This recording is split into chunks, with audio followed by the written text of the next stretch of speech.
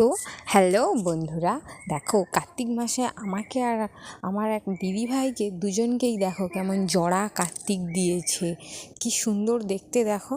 এরপর দেখো আমার বাড়ির ওখানে না জগদ্ধাত্রী পূজা হয়, তো সেখানে কুমারী পূজা হয়। সেই কুমারী আনতে যাচ্ছে দেখো, কি দারুণ ঘোড়ার গাড়িতে করে, আর কত সব মহিলারা সেজে গুজে যাচ্ছে জগদ্ধাত্রী পুজোর কুমারীকে আনতে, আর ব্যান্ড পার্টি বাজিয়ে বাজিয়ে। তো দেখো বন্ধুরা, তো তোমাদের ওখানে জগদ্ধাত্রী পূজায় কাদের কাদের ওখানে এইরকম কুমারী পূজা হয় আর এত আনন্দ হয়, তোমরা সবাই কিন্তু জানিও আমাকে।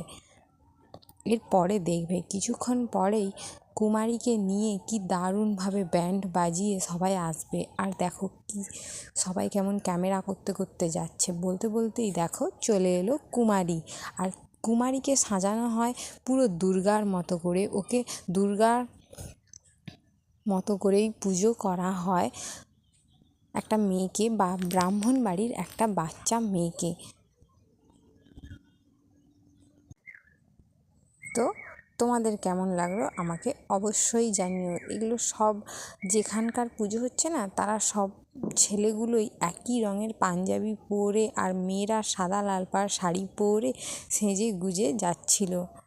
তো কেমন লাগছে সবাই জানিও অবশ্যই।